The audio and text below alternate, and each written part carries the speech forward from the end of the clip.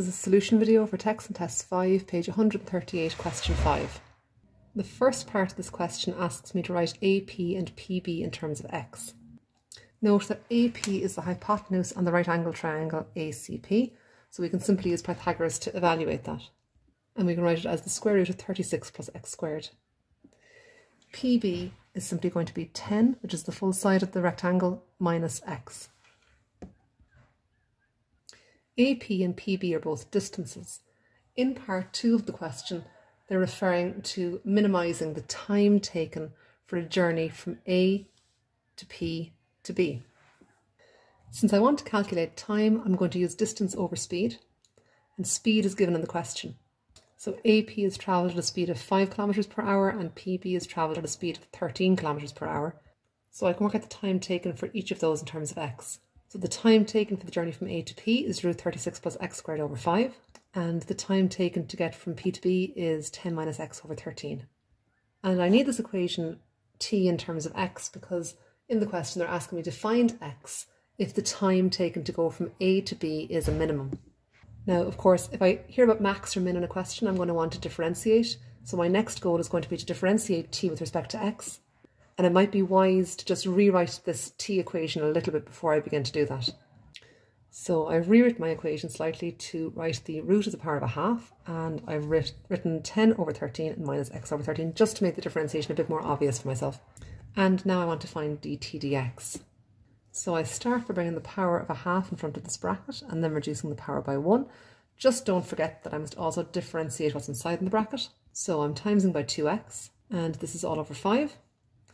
Then 10 over 13 is a constant, so when it differentiates it drops out of the derivative, and minus x over 13 is going to differentiate to give me minus 1 over 13. Now don't forget I'm looking for a minimum, so I'm going to let this derivative equal to 0.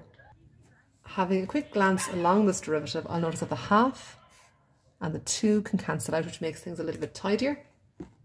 And I'm also going to want to multiply across just to get rid of my fractions at this stage. And 13 and 5 multiply to give me 65. So if I multiply across by 65, that'll sort out this equation even more. So that results in 13 times 36 plus x squared to the power of minus half, minus 5 equals 0. And I'm going to rewrite this then just using a root.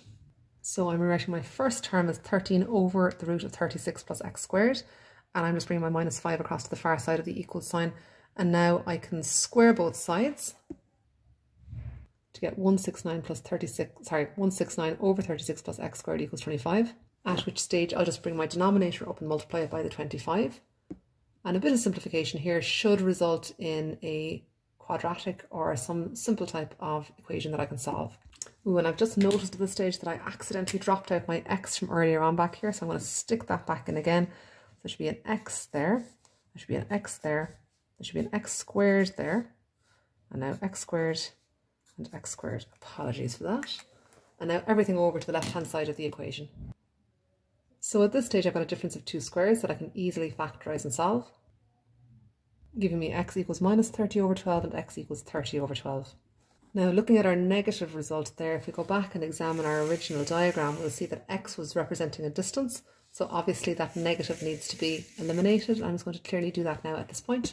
And I'm taking care to give a reason for that as well. And I can simplify 30 over 12 to 2.5. Don't forget your units also. And in this question, distance will be measured in kilometres. So our x solution is 2.5. Part 3 is a continuation of part 2. In part 2, they asked us to find x if the time taken to go from A to B is minimum. And now they want us to actually find that time. So that's actually quite straightforward. I'm just going to take my solution for x and I'm going to substitute it into my original time equation. So here's my t equation that I began with. So I'm substituting in my x and we get an answer of, I think it's t equals 1.876. They want the answer to the nearest minute. So we press this button on the calculator and it's going to convert it to 1 hour and 53 minutes for us. And this is the minimum time that it could take the person to get from A to B in this question.